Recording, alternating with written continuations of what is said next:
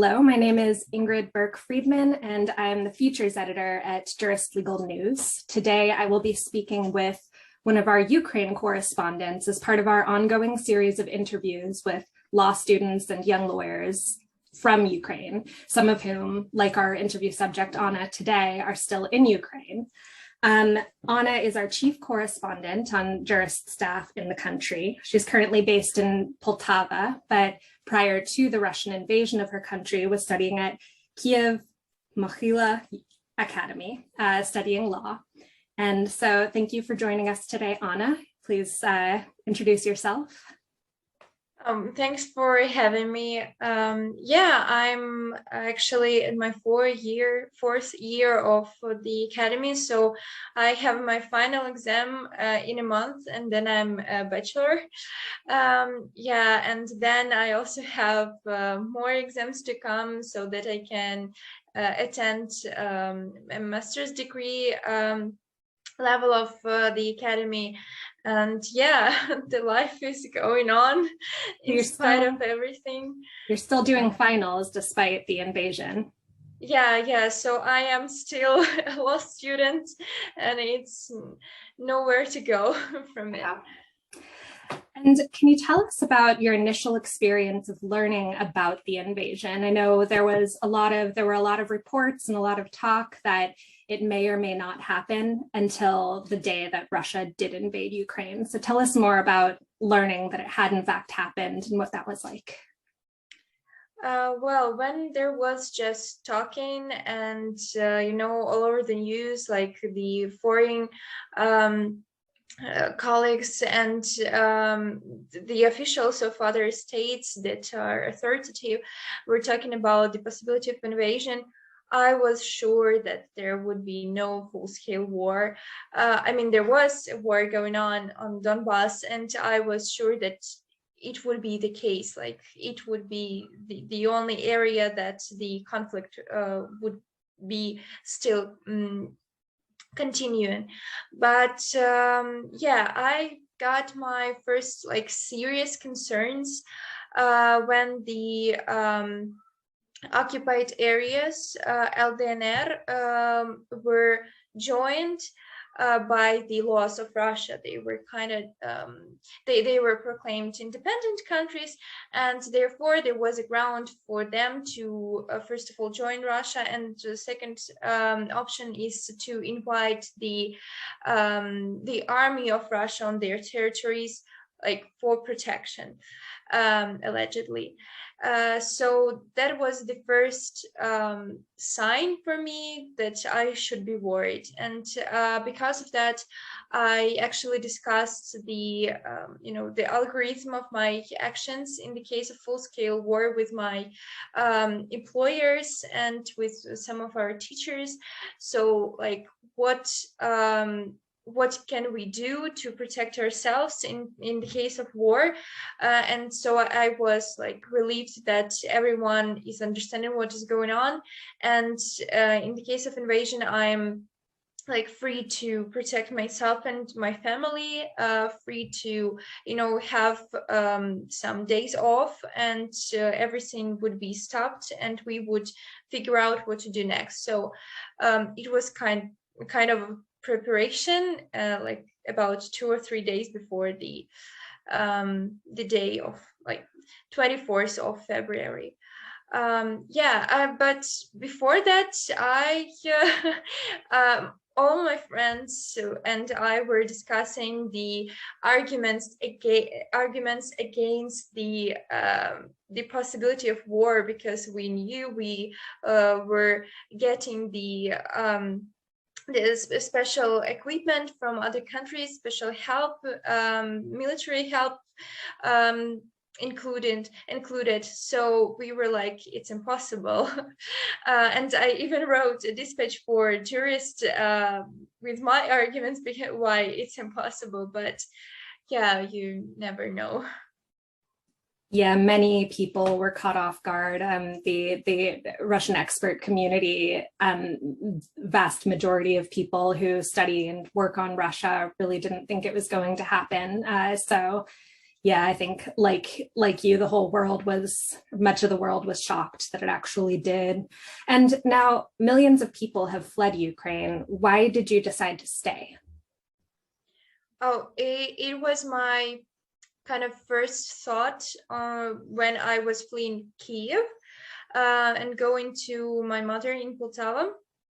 I was thinking all over again, like, I don't want to go. I don't want to leave Ukraine. It's my land, it's my home, and I want to stay here.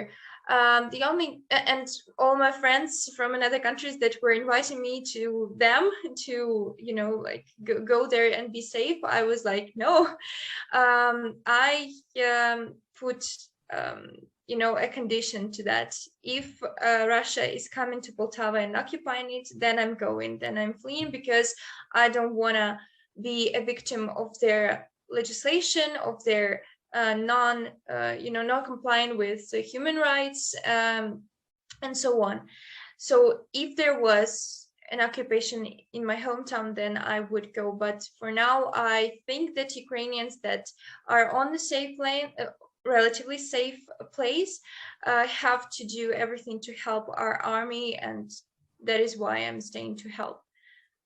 And yeah, I understand you are working as a volunteer assisting soldiers locally. Can you tell us more about that and sort of what you do on a daily basis to provide support?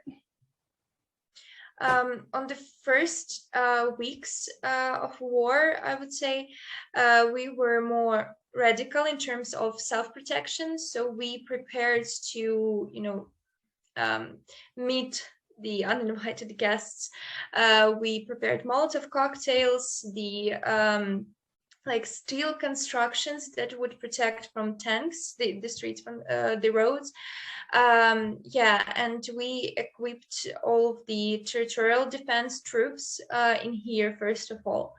But then when we were more aware of what the scenario will be like, that Poltava is quite safe, we started to work on more of the, like, just concentrating on the army that is already in battle and trying to equip them as much as possible, trying to help them, to provide them with food, with like the supplies, the goods that they need, medicines of all kinds, and of course some of the for example, camouflage things that would cover them, that we can make with our own hands. And there is quite a lot of such things being produced in Poltava on a daily basis still. And right now also there is always a movement of gathering the in all of the ways possible, gathering the money to buy the equipment that our soldiers need, both for self-protection and for fighting back.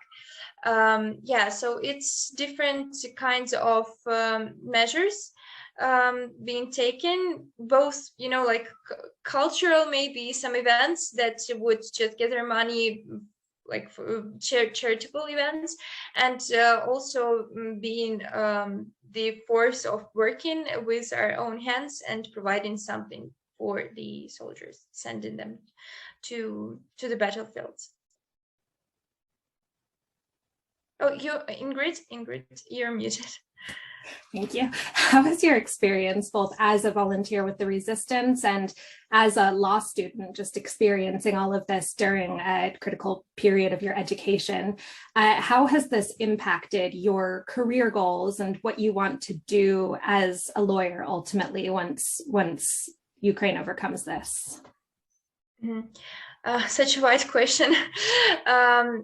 Well, first of all, the law, as a law student, I was frustrated that the school was renewed, because it took time that I devoted for volunteering. It took that time, and I was obliged to, prepare the home assignments and attend lectures and so on. So it was kind of interfering with what was a priority of all the country, but we also understood that we have to go on because the war can go on for years. Unfortunately, there is a possibility, and we have to study to get a career and so on. But also, I'm very glad that some of the lawyers, the prominent lawyers of our country, also started to volunteer. And for example, some of the advocates, like the counsels, attorneys, started to provide their services for free, for example, for the soldiers that need help, that were mobilized in the wrong way, that were not, for example, that weren't provided with the appropriate equipment or studying and so on. And I also joined some of that work to help and actually protect the rights of our Ukrainians, first of all. As for the future aspirations as a lawyer, it's not really changed, because I wanted to concentrate on international human rights law, international criminal law beforehand, and now, I mean, this desire of mine has maybe only even grown. So yeah, this is interesting to see the situation from the perspective of somebody that kind of had a hand in these spheres that are the most important ones right now.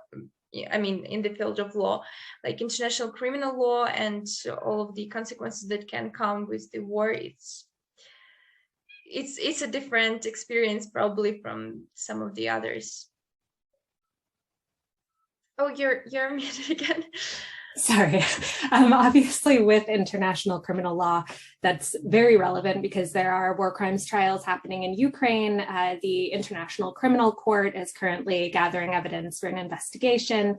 Have you found any opportunities to help collect evidence of war crimes for any of the pending war crime trials or cases? Personally, no, but some of my friends are now working on the reports to the International Criminal Court along with our teachers. So that's a really great opportunity for my colleagues to, to actually do something valuable in this situation. Yeah, and as for like factual addition to that, I can't really provide much detail to that because I'm not in the occupation area or something. So it's, yeah, I can only actually read about all of the evidence that is being gathered right now. Okay. And final question, what are your hopes for the future of your country? Oh, my hopes are, as always, an independent and strong Ukraine, the sovereign Ukraine, the unity of people as it is now, still being on this incredible level in the future. I really want us to be united and friendly towards each other and love each other and admire each other as we do now. And of course, I want to, like, some years after the war is over, I want to see Ukraine in prosperity and wealth and the new version of it. I don't want to see, just repairing what was damaged into the condition that was before. I want to see the new version of it, the new, maybe more technologically developed, more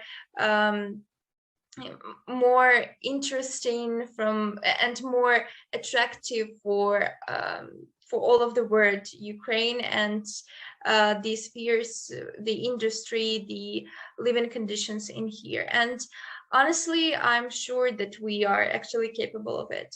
So yeah, I just wish for the new boost of the development. Thank you so much for joining us today. And we all at Jurist wish you the best of luck, not only with your finals, but with your work supporting the resistance movement. Oh, thank you.